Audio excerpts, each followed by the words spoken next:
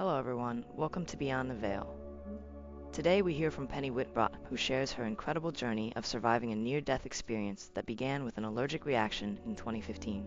Penny's story is not just about her battle to breathe, but about the profound spiritual encounters and revelations that followed.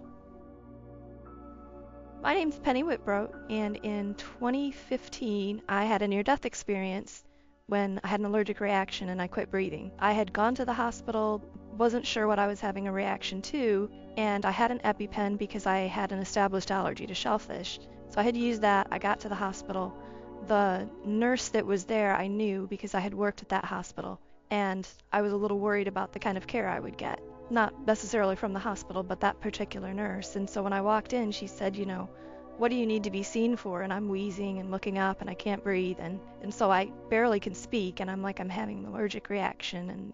And I set the empty EpiPen on the counter so she could see that I had taken that. And she's like, well, if you took that, why did you come here? And I thought, oh, great. I'm going to die. She doesn't even understand the basics of anaphylaxis. And to be fair, we don't see a ton of it in the ER, but we do see it. So she takes me back and she says, we don't have a bed, so I'm going to put you in a wheelchair. They had a clean room, but not a bed. I'm like, I don't need a bed. She's like, no, you have to wait till we get a bed. So she puts me in a wheelchair and rolls me down this hallway that leads to the bathroom and the doctor's sleeping quarters, so nobody's down there. And I'm just sitting in this hall by myself where no one can see me, and it's just getting worse and worse. And I was having to look up to be able to breathe, and I thought, I'm gonna die. And so luckily EpiPens come in 2 packs. So I went ahead in the ER, gave myself my second dose, and that held me for, I don't know, maybe another 15 minutes. And then I started having stridor, which is this really squeaky breathing sound you have as your airway closes. And a doctor heard it, and she stuck her head down the hall, and she's like, oh my gosh. So she runs down the hall, gets the wheelchair, wheels me into the room that has a bed, and they get me up there. And now, because I'm in anaphylaxis, my veins have all kind of flattened out. They can't get an IV in me. It's a very, very bad position to be in. So she's like, we're going across the hall. And I thought, oh no, they're going to end up coding me because that's trauma, and I worked there, so I know what the trauma room's for. And I had nurses on either side trying to put IVs in, and they were all just really sketchy. I'm like, this thing's not going to hold up. And they're giving me shots of Benadryl and shots of steroids and more epinephrine and more epinephrine. And by the time my husband got there, he walked in, and I'm sitting straight up in the bed looking up, and just, tears because I couldn't breathe. And he gets the doctor. He's like, you've got to do something. She's going to quit breathing. The doctor's like, oh no, we've got plenty of time. I remember hearing that, and then everything kind of started feeling very like I was in a tunnel or something. Not like a tunnel of light, but if you've ever passed out, that kind of distant feeling where voices sound far away. And I thought that this is it. And so I quit breathing and fell over, and they called the code. And I was out of my body at that point, looking down. And I didn't recognize me, and I thought, oh man, she's in rough shape. She's the one that's coding. I hope she does okay. And I saw everybody run in, and kind of as they were running in, my husband was being pushed out of the room, and that's it. I didn't wake up. And so they induced a coma and put me on the ventilator, put me on a life flight to Lexington, drilled an IV into my shin, which I didn't know could be done. Funny, if it's a nurse, you'd think I'd know that, but yeah, they've got like a little Dremel, and they just screw that thing right into your shin bone, and they can give you drugs that way. So that was good. So they take me off to Lexington, and I spend, I want to say 5 days in an induced coma before I can come off the ventilator. But in that time, the first thing that happened was I kind of came back to, and I was in my sister's car. And she lived in Wisconsin at the time, and she was driving to get to Kentucky, and it was pouring rain late at night, and I'm like, what is she doing out this late? The weather's terrible. I wonder if something's happened to the kids. And so she pulls over at this gas station underneath this canopy, and she puts her hand in her purse and pulls out her phone. And so I lean forward, and I see what she's wearing. I didn't want to scare her because I knew something wasn't right with me. I couldn't feel me sitting against the seat. I didn't feel dense like I do now. I knew something was weird. And so I lean over, and her clothes are wrinkled and mismatched, and I'm like, did she get dressed in the dark? What is going on here, So she pulls out her phone, and she types in, hang on, kiddo, I'm coming, which was kind of interesting because I saw that after I came out of the coma and, had a confirmation of it. Then, I saw that, and then I was back in this dark place. So I'm in this place, and it's dark. Like a lot of people haven't really experienced complete darkness, but it was completely dark. And I couldn't determine how big it was, how small it was, because it was so dark. But I had an image of me there somehow. And I knew I wasn't standing on anything or lying on anything. and that I couldn't figure out like what was holding me. And so I tried to move. So like initially I'm externally kind of experiencing it, but then I'm back in and I try to move and I can't move, and it feels like something's holding me down, and it feels like I can't, like I'm really having to struggle to breathe. And I'm super claustrophobic, so that totally freaked me out, and I had like this panic attack, and then this, I called it the deep sleep. The deep sleep would just come and like take over. And then I would be asleep and I'd wake up, and this goes on and on for, I always tell people if I had to give it a time, what it felt like compared to time here, because time there is so different, it was about 10 years. And I keep going in and out, and I would come in and I would think, what am I doing here? What is this place? Have I died? Did I ever exist? And it went on for so long that I started to question if I'd ever really existed. I thought maybe I've been here so long, maybe something terrible happened, and I was cast away to this place, and I've just made up that whole life just to have something to think about and cling to, and maybe I've just fooled myself and I never really had any of that, and why is no one looking for me? And I couldn't figure out what was going on. And so at one point I come to, and something tells me, or I get this inclination to lean forward. And so when I say lean forward, I don't mean like at the waist, I mean lean forward like this. And when I did it, all of me went like that, like a plank. It wasn't, if I'd been standing on something, I would have fallen, I assume. And when I did that, the direction that I was pointed in, I could move that direction. And I'm like, oh my gosh, I can move. This is incredible. And so I saw like a light way off on the left, and I thought, okay, I'll go that way. So I turned my body, and I'm now flying crazy fast that direction, and you can't see anything. It's super dark. And I'm thinking, man, I hope I'm in an open space, or I'm going to, run right into something. So I get to that light section, and it's kind of like a barrier, and there's something on the other side. And so I go up and I put my nose up to it like you would to glass, and I was trying to look through, but it was really distorted. And so I just kind of kept staring, and eventually it got clear, and I could see me laying in a hospital bed on the other side. And my daughter was there, and she was standing to my right, but kind of behind me in front of the ventilator. And I remember looking at her shirt, and for some reason I knew it was summer. I had that in my head, and I thought, why is she wearing a flannel shirt in the summer? She's so funny that way. And I looked at from where I was, which I would say felt like, maybe 30 feet away. I could see the fabric on that shirt, and I knew what it would feel like. And I'm like, whoa, that's weird. And I knew what she was thinking, which was weird because I never know what she's thinking. She's a very private person. And I started kind of taking, surveying the room. I could see that I was in soft restraints so that I couldn't move my hands. I looked to see what drugs I was on, and I looked at my vital signs, and I'm like, okay, I'm critical but stable. I'm in a coma because I know what those drugs are used for. And so apparently I'm just in a coma or something, and I'll wake up and I'll be all back together again.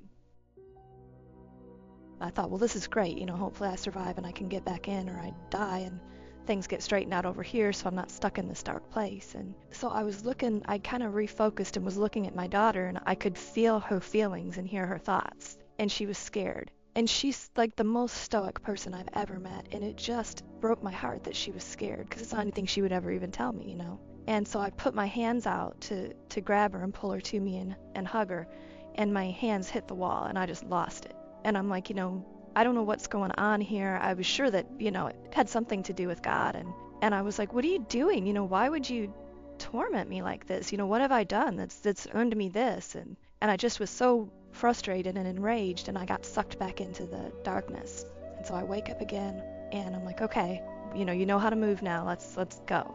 So I go back toward the left. I get to the light and the barrier, instead of being hard, this time is more like a bubble. And so I put my hand to touch it, and my hand went through, and I'm like, oh, that's so cool. And so I put my other hand through, and I'm like, okay, can I just pop in over there? And I did. I just went right through, and I was over me. And I was looking down at the bed, and I thought, okay, I made it over. Like, what do I do now? Do I lay down on top of me, and will I get sucked back in, and then I'll wake up and everything will be okay? Or what? I wasn't sure what to. You don't get instructions or anything. It's crazy. So I was looking at me, and I thought, I've got to wake her up. That's it. If I wake her up, I'll automatically just get sucked back in. And so I was staring at me in the bed, and I was trying to get her to open her eyes, and I'm like, come on, open your eyes, and I'm just trying to will it, and it's not happening. And so I'm getting mad, and I thought, okay, now calm down. You don't want to get mad and get sucked back. And so I thought, I'm trying, it's too big. Let's just get her to move her finger.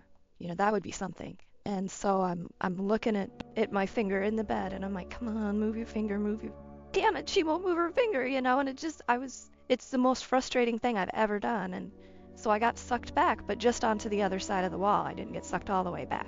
And I started thinking, I'm like, okay, this can't be accidental. I must be here for a reason. There's got to be something I'm supposed to figure out or learn. How did I get in this place? And just kind of like from my spirit, it comes out, you made this place. And I wasn't even shocked by it. I heard it and I'm like, that's true, I did. So when I was on this side, after my divorce, I had just kind of closed myself off because I'd been so hurt by that. And more so hurt about the abandonment of the kids. That just broke my heart. And I thought, never going to get into another relationship. And people, like, I enjoyed working and had friends at work. I didn't socialize with anybody outside of work. I had social anxiety anyway. And so, like, I would get really stressed at answering the phone, and it was just getting worse and worse. And so I had just completely kind of built this wall around myself to protect me from ever being hurt again. And that, the things that you build up here are stored up in heaven, and you have to deal with them, whether they're good or bad, And so that's what this was. This was this physical manifestation of this isolation, the jail that I had built and imprisoned myself in, thinking I was somehow safe. And I was, well, maybe I was safe, but I wasn't living. And so when I realized that there was this crack, and I always tell people, I grew up on Lake Erie in Michigan, and Dad would always take us out in the spring, and you could hear that ice crack, and it's a really haunting sound. And so it starts kind of close to you at the shallow end, and then it goes out and it echoes, and it's just really creepy, but I always thought it was super cool.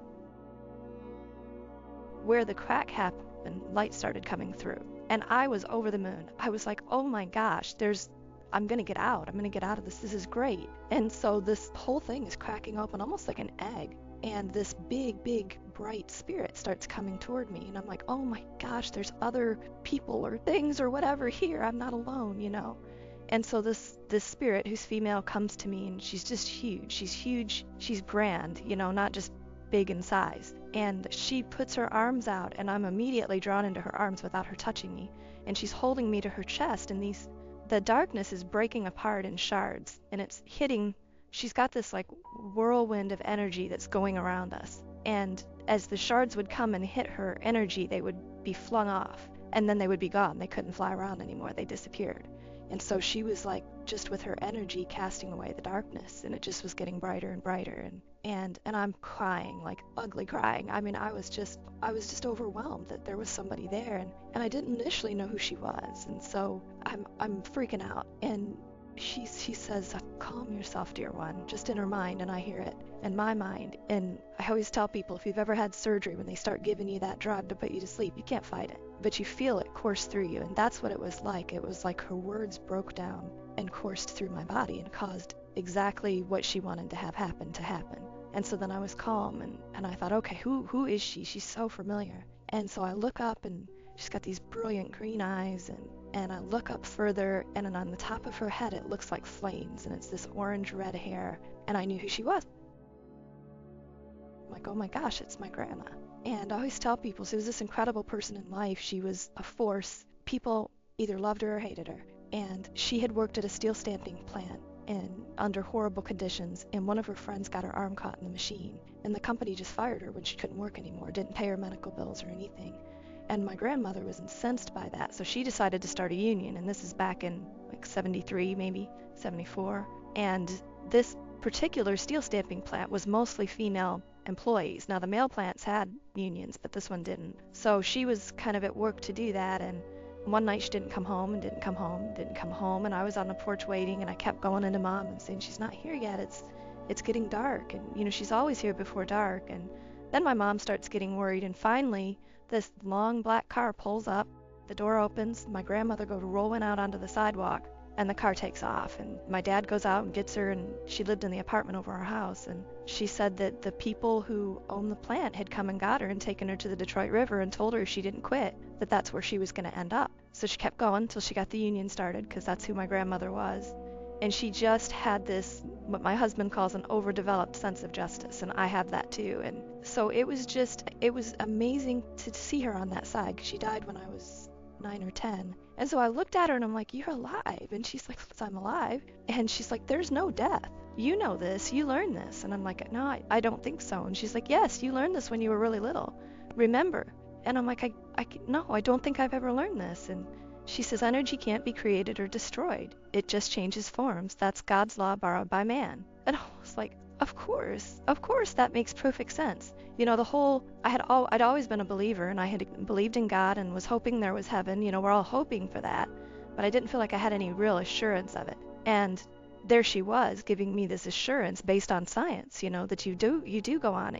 We can't extinguish your light. It has to become something else. And so anyway, she was just so comforting to me, and she was holding me, and just very, very sweet. And I kind of got lost in that, and when I kind of came back to myself, I realized I was alone and I was just floating in the light. And I, you know, just was enjoying it. It was really nice. And then all of a sudden everything shook. And I always tell people, not like, you know how thunder will shake your house? It was more like an earthquake from the beginning of time to the end of time. Like things that didn't even exist yet were shaking.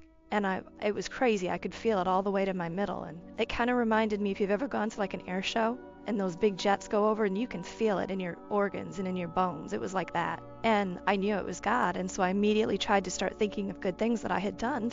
I'm like, he can read my mind, you know, pull something good up to the front, because I don't know, you know, I mean, there's been some bad and I don't want him to lead with that. And I couldn't think of anything. I've been a nurse. I mean, I could have thought of a million things, but I was stumped. And all of a sudden, there's this light, and it's much brighter than the light that I'm in. And it gets closer and closer. And he says, I am. And I had heard that a million times, you know, the great I am, all these different things. And I never really understood it. But, you know, he was making this declaration that the creator of everything was here. And it still gives me goosebumps. And I really understood it in that moment when he said that, you know, I'm the one who made you. I'm the creator of everything. You know, everything exists as I will it so. And it was just crazy. And so I'm still trying to think of good things. I got nothing. And so I get this sense that we're going to look at my life. And he starts with good, which I appreciated. And he shows this situation where I'm in a store and the lady in front of me doesn't have enough to pay for her groceries, just cents. And she's trying to figure out what to put back. And I remember how that got me in my gut, because I had been that single mom for years. And, you know, you always put back the thing that you need, not the thing that your kid would enjoy. And so she's like, well, you know, and you'd see her putting back like moisturizer, and you know, she's not going to put the kids' mac and cheese back. And I'm like, oh, I've so been there. And so I fish in my purse and I get what she's short, and I hand it to her. She doesn't want to take it. And she's just super embarrassed. And I'm like, it's okay. I've been there. Take it. And don't put anything back. And it just broke my heart for her. And he showed me that situation played out years ahead. And she's working as a volunteer in this food pantry, and this woman comes in and doesn't have enough food, and she's humiliated and embarrassed, and she's like, it's okay, I've been there, you know. And she packs up this lady's groceries, and I thought, wow, I never thought of that far forward. I thought it was a nice thing to do that day, but I didn't think it would impact her or anyone else. I mean, I'd done some really much bigger things, and I was thinking I was kind of a little put out by that. I'm like, wow, I did this huge nothing. You want to talk about that incredible thing I did, you know, not just this, but it was that thing that explained to me that your purpose is what your purpose is in the moment that you're in. It's not some huge big brand thing everybody's trying to figure out. Where are you right now? Who can you help? And that was the importance, that I didn't ignore that. And so then he shows me the bad, and it was this woman that I worked with who was terrible. If you were a patient, you didn't want that nurse. If you were working a hall, you didn't want to work it with her. And she just was it just didn't feel like she was very attentive to her patients. I was always answering her call lights and her IV alarms, and I never said anything negative to her, never talked about her, because I hate gossip, but in my heart I was holding this, you know, over her. And God flashed back and showed me her whole life, and showed me the things that her dad had done to her for years. And I mean, it was amazing that she wasn't a psychopath. And here, having been used and hurt her whole life, what does she decide to dedicate her career to? Helping other people. And I'm like, is she doing a great job? No, but I mean, considering where she came from, she's doing great. And God's like, you have to control your thoughts. You're having all these negative thoughts about her, and that has energy, and you're putting it on her, and you're making it harder for her to be who I intended her to be. You're chaining her. And I felt so bad. I thought I was doing so well by not speaking those things and not gossiping and not being hateful to people. But if you're walking around harboring it, you're injuring them just the same. And he's like, you know, you have to look for the good in her and capitalize on that. And then I felt so bad that I hadn't done that, because I had such an opportunity to do it. to point out any good that she did. I could have done that, and it changed me. At that point, kind of, there's a million things that happened that I never get to talk about because it would take weeks, but on that side, you can thought create. And I've been meaning to bring this out more in videos. So if I thought flowers appeared, and each flower had its own song and its own scent, and the color actually exceeded the bloom, like it would be coming off of it, radiating. And they all had this song that they sang, and each sang a different part, but it wasn't like a cacophony or anything. It all went together really well, and I was amazed by that. And I was able to like fly through this pasture with God, and we were going up over this water, and he kind of scooped down, and so I followed him, and we went under the water and came out, and we were still dry and able to fly through the air, and there were birds going by us. It was just crazy, but that's just, I never get to mention it. But at that point, I'm trying to decide, whether I trust God and I want to let God in, because I knew he knew me and knew everything about me, and I just didn't know whether I wanted to let that kind of power have any sway over me. And so I was standing there, and I had to make this choice, was I going to kind of surrender myself to God? And I thought, oh, okay, I will. And his energy, kind of this light, came through my toes, up my legs, into my middle, and it was like a cloak. It was swirling around inside me, like healing hurts and all these things that I didn't even remember were problems. And it went up, and it went around my heart and up through my throat and my mouth, and I was able to sing just these beautiful songs. And I'm like, where is that coming from? I'm a terrible singer. And then it kind of came up, and it was going to come out of my eyes, and it was so warm and so accepting and loving that I didn't want to let it out. So I squeezed my eyes shut, and it shot through my eyelashes and my eyelids and hit the light that was God on the outside of me, and then came rushing back in, went up through all the different curves in my brain, and was lighting up my brain. And everything I had never understood, I understood. And everything I didn't know that I didn't know, I knew. And, he blocked that. I didn't get to have that coming back, but it was amazing in that moment. Like, everything finally made sense. So we kind of go through that moment, and we're going to go through this journey. And I wasn't understanding, like, if we were going to go over and I was going to stay permanently or what was going to happen, but I knew I had to make a decision on this part too. And I don't know, I got all kind of irritated inside, and I was like, whoa, wait a minute, you're overwhelming me with all this love and goodness and stuff, but where were you when my boys were struggling and my daughter? Where were you when their dad left? Where were you when they walked to the mailbox every day to get something he promised to them that never came? Where were you? It was one thing for me to struggle through that divorce, but they were kids, these were innocent children. Where were you? And it was pointed, and I was angry. And he didn't even like flinch at that, he understood, and he's like, dear one, you've completely misunderstood me. Let me show you. And so he flashes forward, and I can see, I'm sitting in the seat in the bleachers next to my son, and my oldest grandchild is playing soccer. So at the time when I quit breathing and had all this medical issue, he was 2, but in this vision he's 5. And so he's running up and down the field, and I remember looking at him and seeing the sun on his skin and on his hair, and just being like, wow, he's just so alive, And he's running, and my son looks over to me, and he says, Mom, I'm going to be the dad to him that I deserved. And I'm like, oh, you're breaking that chain. You're breaking that cycle of broken homes and absent fathers, and you're doing that through, my kids. And it still gets me every time. And I thought, okay, if we had to be the generation to take that hurt, to be able to turn it around, okay, then it's okay. And it made sense to me. And I've since shared that with my son, that so when my grandson was 5, I was actually at a soccer game, and my son actually looked at me and said that. And I was like, okay, because you get really far out. If you have a fantastical experience, the further out you get from it, the more you kind of question it. But that confirmed, that was God's confirmation for me in that moment. And he's like, keep going forward, you're on the right track. And it just was so important. And when I saw that, I just completely was okay to let myself be 100% vulnerable to God. And so I just opened up, and he grabbed my hand, and we started going through the spirals of my DNA. And I was, looking at everything, and as we would go through a strand, I could feel it like stroke over my skin. And I was like, oh my gosh, it's just amazing. And we're going, and it's super fast. We're going really, really fast. And we get down to this one spot. He just stops, like, hitting a wall. And he says, do you see me? And I'm like, well, yeah, you're everywhere. Of course I see you. And he's like, no. And he points to this spot in my DNA, and he's like, right there. Do you see me? And I looked, and I did. And it was in that part of our DNA that they call junk DNA that we don't know what that DNA does. It was funny because it hadn't actually been that long ago that I had read about junk DNA, and he was right there. And I was like, oh my gosh, you're in me? And he's like, yes, I'm your father, just like your father is your father. You can say he's not, but we could do testing and figure out that he is. So, he's your biological father, whether you want to admit it or not, and I'm your father, whether people want to admit it or not.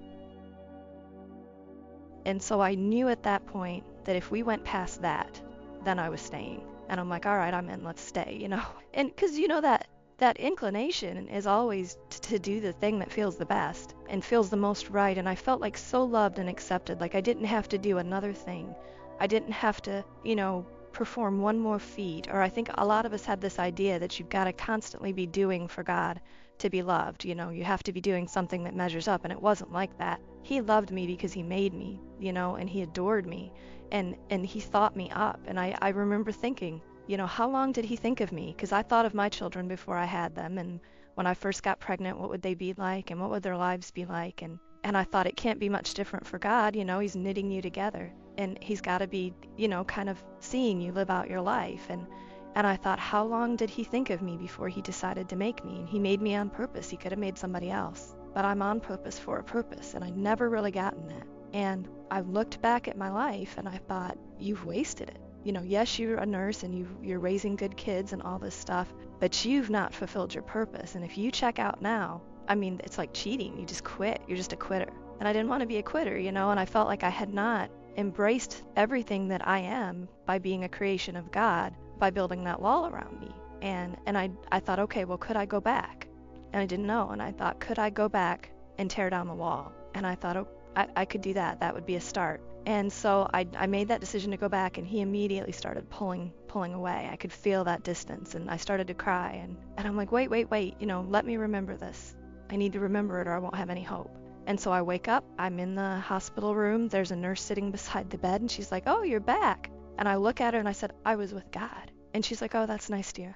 I'm like, no, I mean, like, just a minute ago, I was with God. And she's like, oh, that's good. Let me go get your family. So she goes and gets the family, and I'm like, I was with God. I mean, just a minute ago, I was with God. And they're like, that's good. And they're looking at the nurse, and she's like, well, maybe everybody should leave. She's just been off the vent for a little while. We don't want to wear her out. And so she sends everybody away, and she leaves the room and turns the lights off and pulls this curtain in front of this glass wall that's in that room so they can see you. And God reappears in the room, and it scared me, and I screamed because I didn't expect him just to pop in. And he laughed, and I'm like, oh, you scared me. And so he laughs. He's like, why did I scare you? And I'm like, well, I thought you were gone. He says, I'm never gone. I'm like, well, I know you're never gone, but you don't just pop into rooms like that. That's startling, and he thought it was funny. And so he had given me this message, and he's like, I want you to share this message with the world, and that he is God and he is the creator, and that we are made on purpose for a purpose. And he came back, and he gave me that, and I continued to be sick. Over 2.5 years, I had 18 episodes of respiratory failure. We could not figure out what was going on. We couldn't stop it. We had just enough time to get to the hospital and get intubated. They knew me well enough at one point that when they saw me come in, they automatically started pulling the crash cart. And it was horrible. So 17 more times, 16, I guess, I had this. And then on the 18th time, I pop out of my body again, and I tell God, I'm like, I'm done. I don't want to do this anymore. Either save me or kill me, but I just can't keep doing this. It's so hard on me. It's so hard on my family. I never know when it's going to hit. It's terrifying. And he's like, it's not me, Penny. It's you. What do you mean? It's me. You're God. Fix it, And he's like, you said you were going to go back. You said you were going to live. You were going to tear down the wall, and you've not done any of those things. I keep putting people in your path to love and experiences in front of you, and you're not acting on them. You said you were going to go back and live, so either go back and live or die. And I'm like, he says, you need to start saying yes. And I just thought that was ridiculous. I'm like, yes, really. So if I start saying yes, I'm going to stop having these episodes where I just stop breathing and have to be in a coma on a ventilator. He's like, yeah. I'm like, okay, well, that's ridiculous, but you're God, fine, I'll try it, So I go back, and one of my friends who always called and checked on me called me, and he was always asking me to do this speaking engagement for the International Association of Near-Death Studies, has a support group up in Cincy. And I always said no, or thought of a reason not to do it because I have terrible social anxiety. And he called, and I said yes before I could stop myself. And he was shocked. He was like, what? I'm I'm like, just hang up now. I'm gonna make something up. Just go. And I've said yes ever since. I've not had another episode of respiratory failure. Things slowly started to settle down. We got some answers as to what was going on with me, but it's been quite a journey. I mean, it's just been crazy to tear down that wall because it's super scary to let people in. Thanks for watching today's video. If you want to learn how to create a profitable YouTube channel like this one, click the link in the description and let us show you how. See you on the next one.